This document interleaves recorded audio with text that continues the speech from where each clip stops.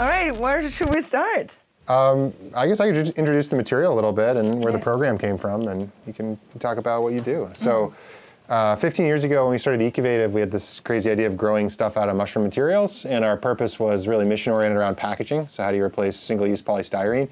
We quickly found out, and we're very distracted, that you can grow a lot of interesting things, and eventually we created a program called Grow.bio, which basically creates like a dehydrated sea monkey version of this raw material. So you can get in your kitchen, you can add water, and that allows you to really grow an object without any of the factories, any of the material we have at our site. And so this is probably one of the most interesting and exciting things I've ever seen come out of the Grow program, and I can't wait to hear you play, and I'd love to hear about your process in creating this. So the idea came to mind because I work with a bunch of biomaterials around, being a design professor, and we have a biomaterial lab at the Rhode Island School of Design, so I've seen that popping around already in the last couple of years more and more, and I got very curious about mycelium. And when I saw that one of its applications was to replace styrofoam, I'm like, wait a minute, styrofoam is loud. There were cellos in the 80s built out of styrofoam that it's full of air. So of course it sounds, that's the vehicle of sound. So I was wondering if the natural counterpart can do the same. It turns out that if the sound is from within the core, it diffuses. If it's from outside, it absorbs. So it's interesting. It's one thing that can do one thing and its opposite, depending on how it's used. So with Ecovative help and the team, we developed this guitar body, and I'll pass it around. And it's very light, and when you play on stage and you're standing, that's something you want in an instrument. And if you pass this around, which is my tool to test how conducive to sounds things are, this is a tweeter, but without the speaker, so you can test the resonance of material. So if you can pass it around, and I will play some tunes through it.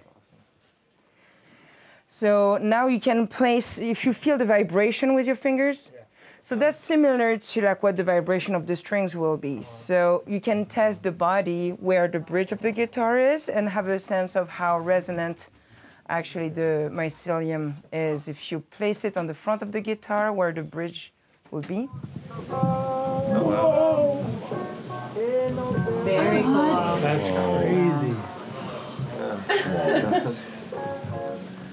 I had no idea that we would do that. Yeah, that's awesome. So it's something that, absorbs sounds passively, but diffuse sounds actively. There were a couple of challenges because it's also very light, it can crumble, the fiber is short, so you just have to work around it and just figure out. How did you grow that? Was that a 2-part mold? That was a 3-part mold. Oh, okay. That was Megan and Danielle and Nick's idea to add a 3rd layer. Okay. So I didn't have to find an awkward way to make some groove for cables to pass, which is great for an electric because this is a fire retardant naturally. Yeah. So it feels safe to put circuitry in it. So I had questions such as like, well, what if it doesn't last? I'm like, well, then you replace it. That's the easiest part of the guitar as far as making, How many did you grow? So far, I'm close to 15. Oh, wow. Yeah, I'm close to guitars. It started first with this ukulele, which, unlike the guitar, doesn't sound like much. That's where I figured out that actually the sound had to come from within instead of outside, but, it's a mock-up, you have to start somewhere. So I said, like, okay, so it can work electrically. If any of you plays ukulele, you're welcome to, but I can pass it around. And you got it? So when the lockdown in 2020 happened and all my clients were like, I'm not touring, I cannot pay for that guitar, can we put the project on hold? And it was 1 and 2 and 3 and 8th project like that. I'm like, you know what, I'm gonna finally spend the time on what I wanna build instead of what others wanna build. And the ukulele was one of the first. That was maybe the second one. I played a little bit with other biomaterials as well, kombucha being one of them. if you take the mother, the SCOBY of the kombucha and dry it, you have this beautiful beef jerky leather. And after recipe number 11, you get something that you can actually use for a banjo. I keep the mold underneath to keep its shape. It's very humid. So, you know, it's a leather that doesn't have collagen. So it ended up being brittle after a while. But it's not there yet, but it's getting there. So. How long did it take you to grow the guitar? The guitar is pretty fast when you think of it. If you get one of those bags of Grow Bio, you start on a Monday, on a Sunday, you are ready to bake it to stop the growth. Think about how long it takes for an ebony tree to grow to just get like a quarter sun slab, a couple decades. So, yeah, 2020, it's like how you go from this That's beautiful. to this. Don't worry if you break it, I can grow more. This doesn't take a week, that takes a month. You grow it into the mold. So you have a set mold that you grow So I have a mold, and then around that mold, I apply wood. The first iteration has wood. The second one is using paper to protect it from being shredded. So yeah, like so this output is different than the one you passed around earlier. From a look and Yeah, that was the mock-up, the first round, just to even see if the idea was visible. Okay, and then the second one you passed around. And the second one is like the latest version. Came a long way already in the pros from a shape standpoint. They have a good team. What do you want? What kind of mycelium is it? As the pro. So we use common shelf funguses that you'd find in the woods here, so like a Ganoderma variant, which is also used in medicinal applications, but we select it because it's really strong and tenacious and grows relatively quickly. Yeah, it was, I mean, yeah. And the other ingredient in here is hemp predominantly. Yeah, hemp is the byproduct it grows on. So. That's really, I've never seen that property before. That's so cool. It's like very dramatic music from Nico post Velvet Underground. It's like Halloween music. Have you experimented with sealing that final product? So I brought an acoustic tile here. So it got a bit beat up, but it's okay. So then you can see a bit more of the fiber we're talking about. So, do we have, oh, I don't know where I put my phone again. Oh, it's hard to find good bio-based sealants. Yeah, like tongue oil is one you can do that's naturally epoxidizes in the air, but that's tongue oil? It's a very old product, yeah. Tongue oil on this works? Yeah. Seriously? Yeah, it's one of the choices, but it's hard to find a really good compostable coating. I've been playing around with it. There's some hardening oil that works, but not for too long, that we use in woodworking, in guitar making, that's called a true oil, that's really designed to clean guns. Oh, really? For some reason, it works great on wood. Yeah. And but it's pretty interesting. I'm gonna turn off the Bluetooth to try the acoustic tile. Any fan of Captain Beefheart? Of course, it's when I need it, it's not doing. Oh, the volume button is here. So here, this passively can mute your room, but actively can actually be a speaker. So you can turn your wall into a speaker. That's kind of what this prototype is about.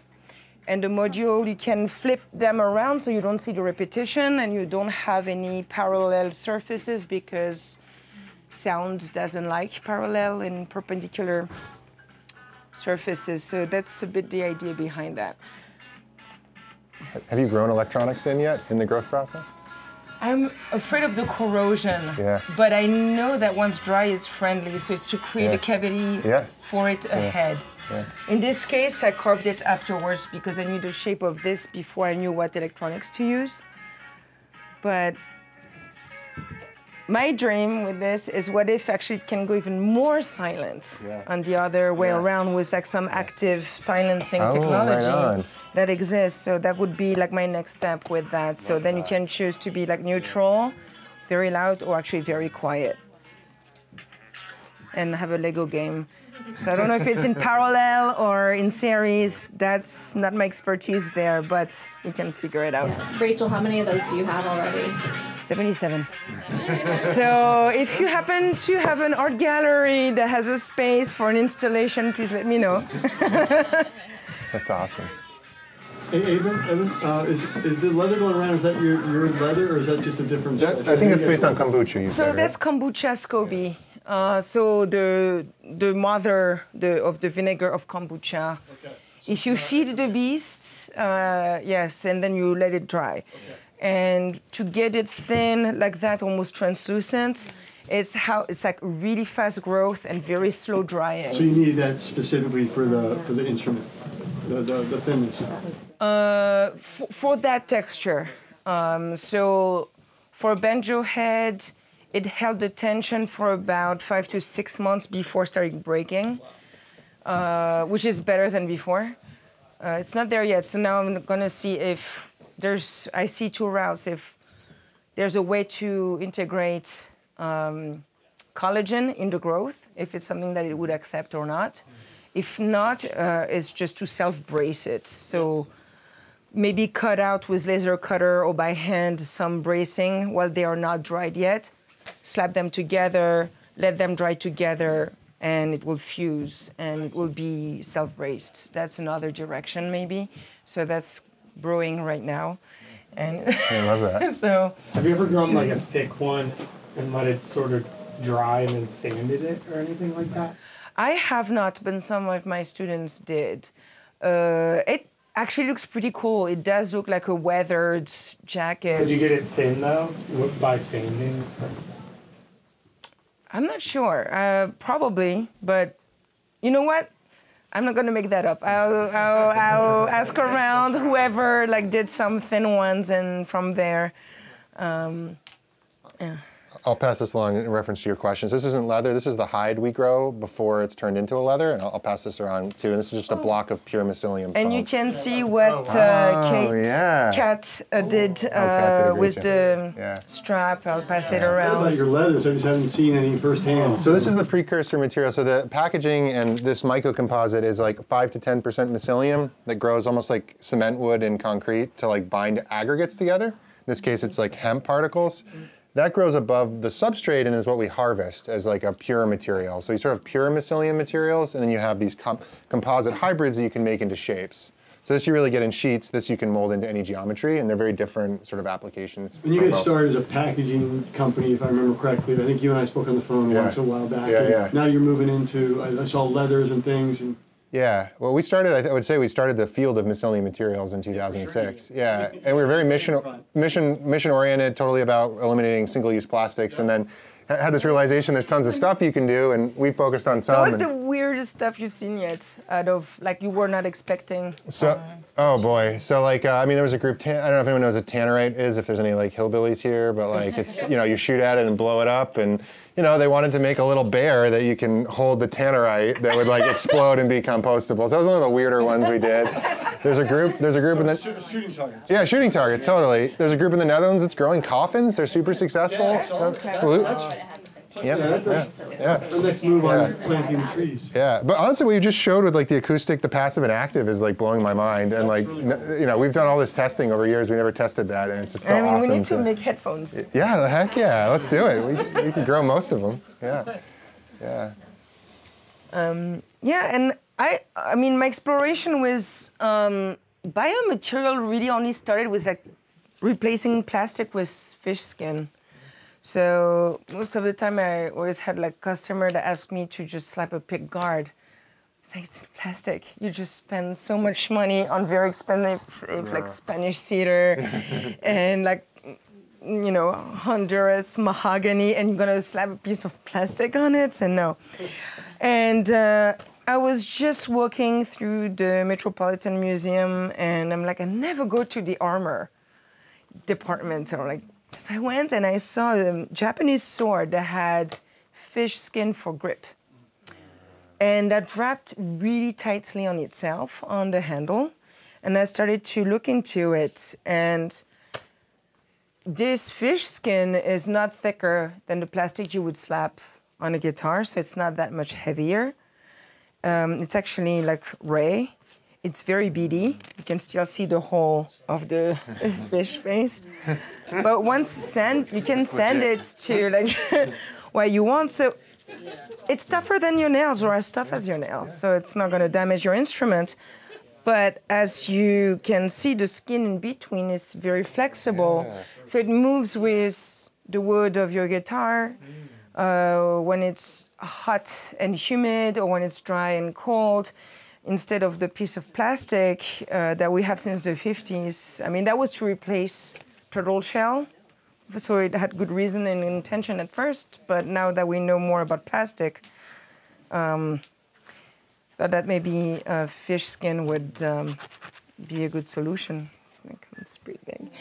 And you can treat it and dye it. So that's what started it all for me, was the fish skin. And where do you get the fish skin? So it depends. For Ray, I ended up with an Italian company. I've tried companies in Thailand, Canada, Slovenia. Italians do leather for a long time, and I ended up with an Italian company.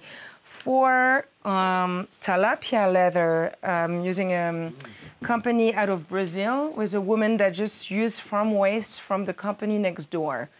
She saw that the company, the tilapia farm, was just throwing away the skins. And it's like, well, she started tanning them, and they were made out of natural pigments. And this was supposed to be trash. And it tried to I used that for guitar straps. So cool. It's gorgeous, so too. that's raw, that's waxed, and that's then metallized or gold leafed, or you can do different treatment. But that was supposed to be trash. Yeah, it's like, sometimes okay, does nature do something equivalent or better as a replacement? So, yeah, that's... Most of the time, yes. Most of the time, yes. It's like a Neolithic times right now. We're like... and the guitar I will be performing in a bit. I wanted also to replace wood, and I looked into upcycled and recycled paper pressed as a replacement for wood where I can. So it doesn't bend or steam bend like wood does, so the sides are still in wood. And I use scraps, rosewood scraps from a prior guitar I built this year. But every surface is flat. The fingerboard, the neck, the front panels, and the back are made out of that material. And it's supposed to be as dense as ebony. And yeah, working with my hand tools on it, I confirm that. And it sharpened my chisels. That stuff is tough. It's paper pressed. Paper pressed with I don't know what the resin is made out of, but I know it's food safe. It's Richlight makes that. They started off as a company making kitchen countertop. The resin wasn't green until recently.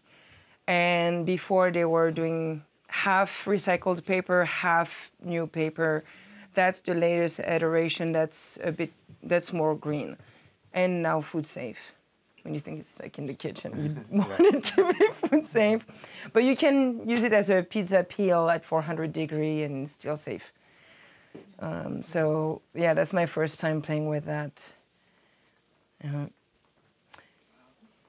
So what's the mushroom product? Can I call it that? Mushroom? Sure. Mycelium material? Mycelium material. So what's its kryptonite? Water or? Yeah, so all the materials are naturally home compostable, and you can think of them as behaving as like a piece of softwood pine. So like if you put it in a building or you keep it indoors, like it kind of lasts, you know, indefinitely except for mechanical degradation. If you get it wet, put it outside, put it on the ground, it'll start to break down. If you like grind it up and like break it up into pieces and put it in your garden, it'll break down in 45 days. So, you know, its kryptonite is the environment, and that's kind of the kind of design intent behind it. And so the use of the leather, is it decorative leather? So this, and again, in Mycelium, it's native state. So this is grown, has all those properties I described. When we make leather, it's tanned. And so there are tanning processes that are not very durable, which would preserve home compostability, but would like shed water, like natural waxes. There's tanning processes that go all the way through where a brand wants to put like polyurethane coating on it. And so we specifically produce the hides and work with brands to guide them towards like the more like let's say sustainable tanning methods, but some brands want to use a conventional tanning method. So you sort of like, there's work to be done in the chemistry, I would say. Got it. Thank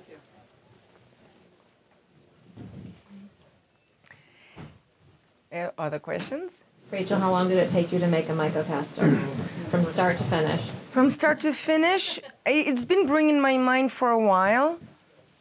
And also it's like I have time in burst because I also teach, so, you know, spring break, yes, I can have my Mycocaster time.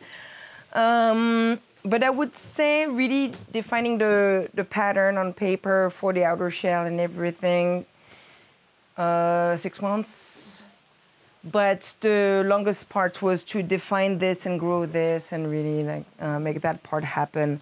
But that was the hardest. When that was done, then the rest went faster. But from the beginning of starting to mold of this to this, maybe a year or so. What are you using for the guitar strings? Regular steel strings. Yeah. No, it's not gut strings. I'm gonna go that far back. Do you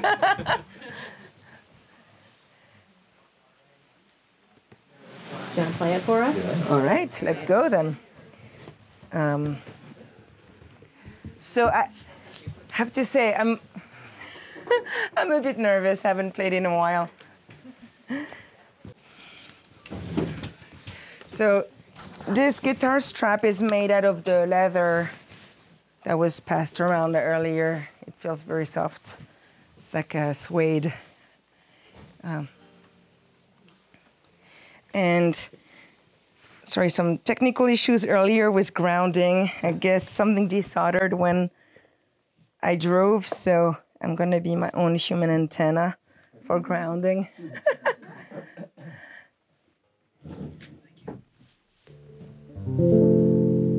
Sounds like a guitar, right? And if any of you want to try it after, I would love to have feedback because this is the first time it's been played. I know Doug a couple of weeks ago tried it when it just got strung up, but other than that, I haven't like had feedback yet. So please, like, this is actually great to have that many people. All right.